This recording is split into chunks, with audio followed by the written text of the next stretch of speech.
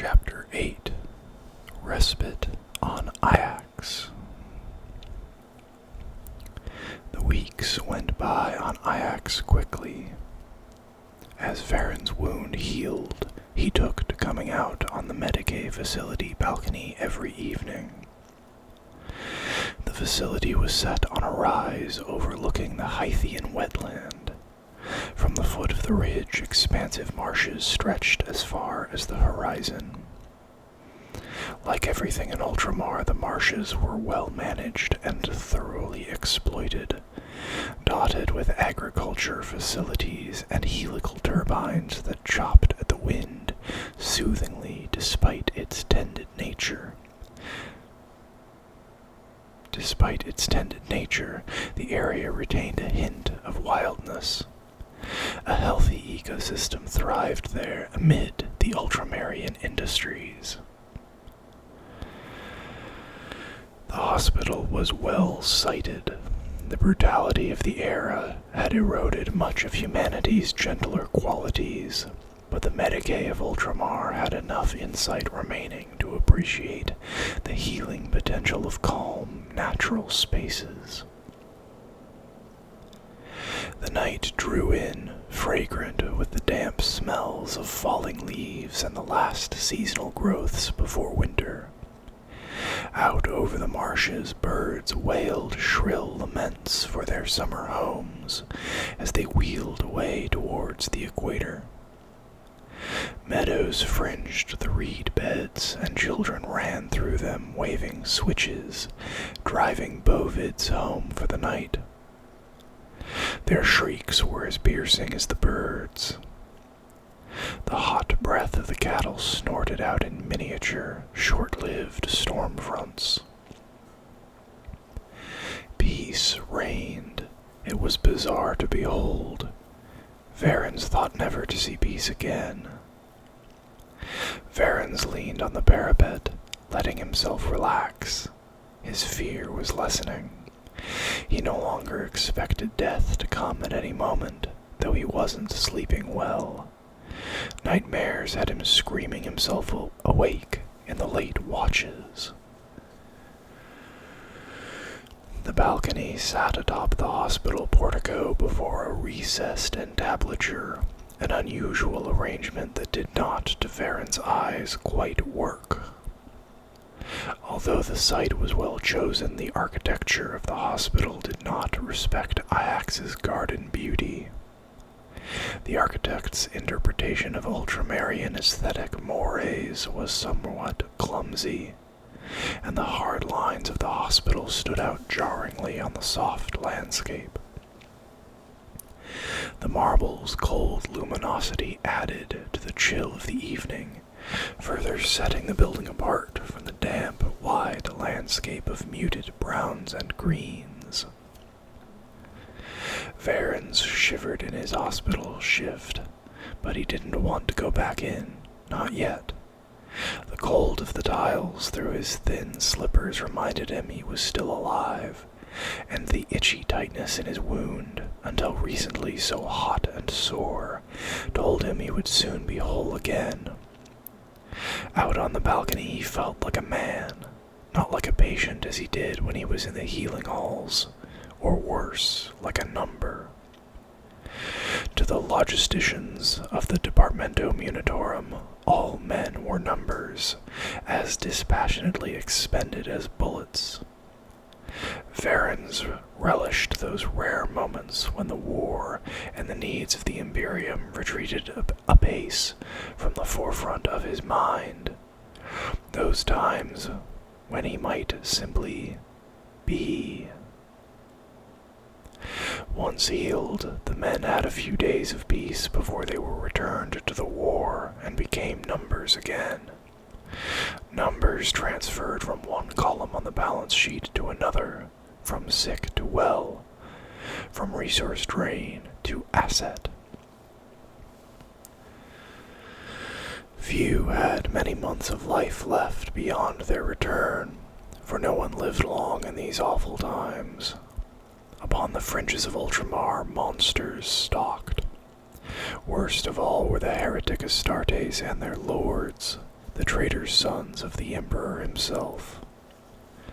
A mortal man cannot triumph against beings who had lived for millennia nourished by hatred. Miraculously, Varens had faced them and lived. The chances were that his next encounter would see him dead. He had never known any other reality. He was fully aware of the brevity of his life, so Varens enjoyed the view and the cold in a way that a man from a more peaceful age would not. Someone whose life was full of pettier concerns would take far less from the experience. He had considered this. Had he considered this, Varens might have taken comfort in how rich every moment was for him, but he lacked the individualism of men from those impossible years. He took pride in Ultramar and what he fought for. He looked at the view and was prepared to die for what it represented.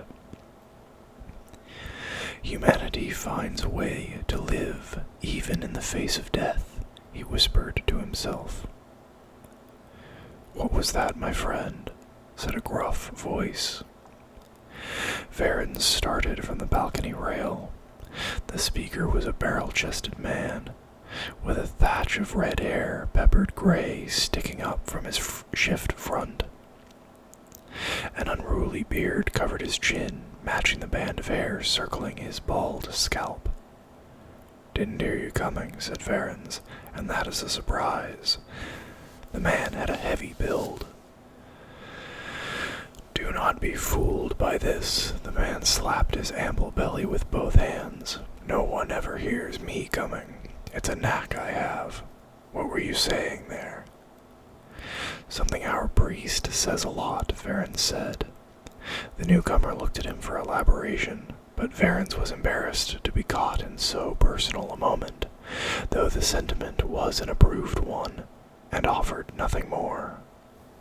I am Varens, he said, of Brandium II. The man grunted his disappointment at Varens' reticence, but he was friendly enough. Garstan is the name, 455th Calth. He extended a beefy hand, its back thick with reddish hair. Varens shook. Garstan's hand was warm in the cool evening. Like the view? Varens asked. Garstan pulled a face. Do you not? Can't say I care for all this open space, said Garstan. I grew up in the arcologies, way underground. A view like this gives me agoraphobia. No roof. Then why come out? Asked Varens.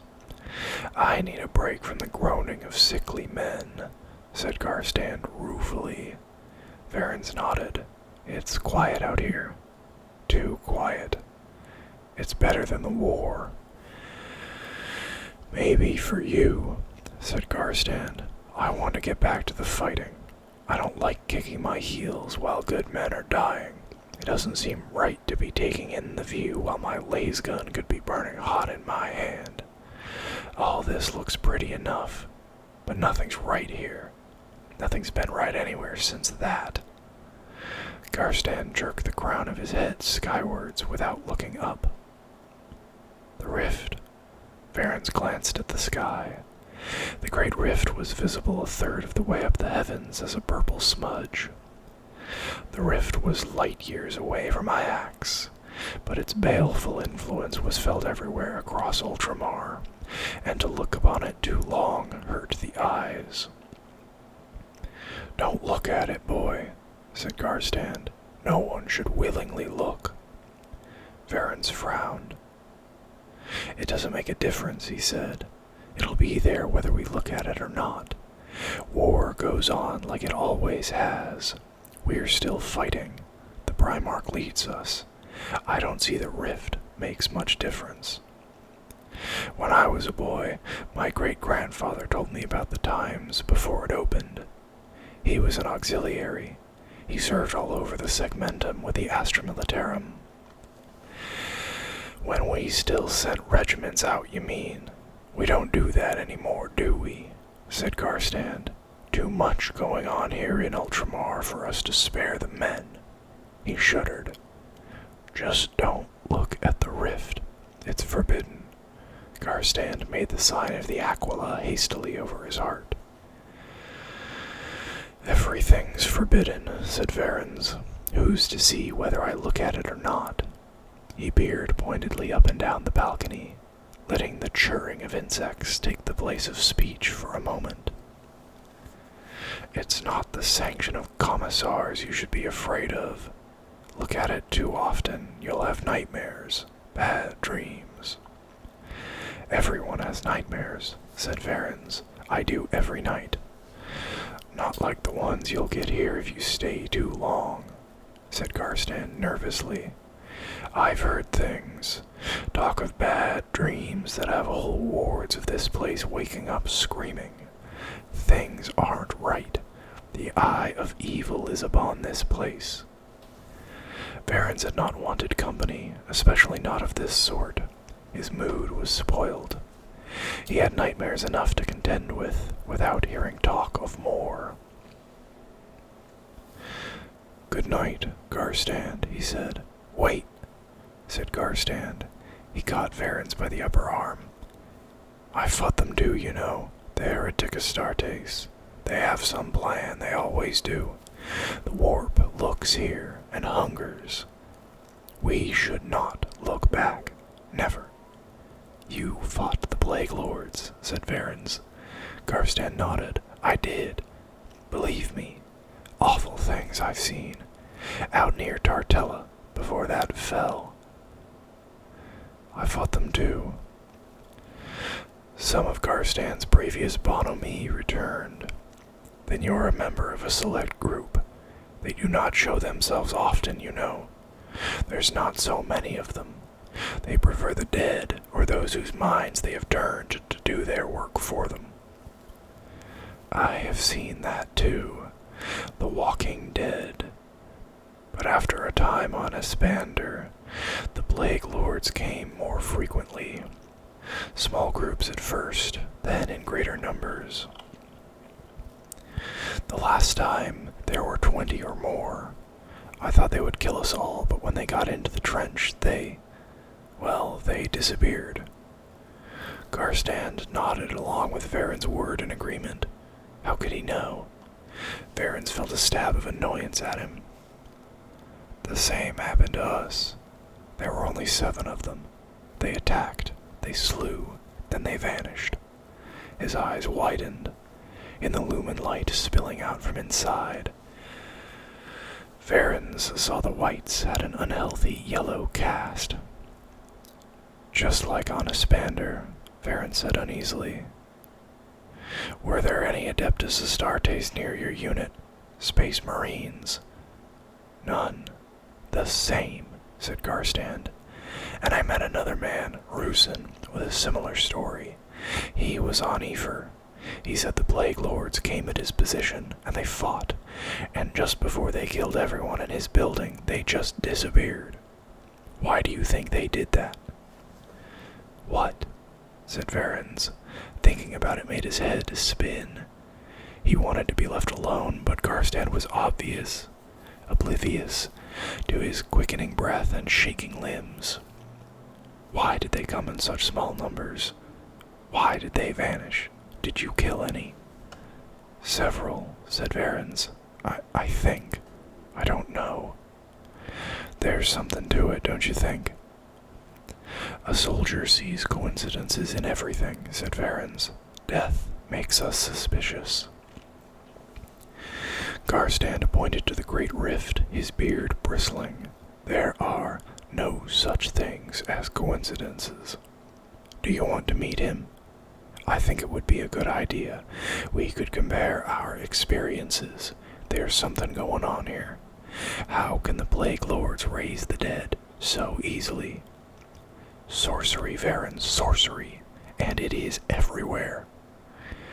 Garstand looked conspiratorially about. Up there, he said, pointing at the great rift without looking at it. All through Ultramar, he added, waving his hand vaguely at the sky. And here. He slapped his hand on the balcony's balustrade. Rusin's got a theory. darkness on many worlds, things slithering through the warp. This is no war of ships and men, though they make it look that way. He knows.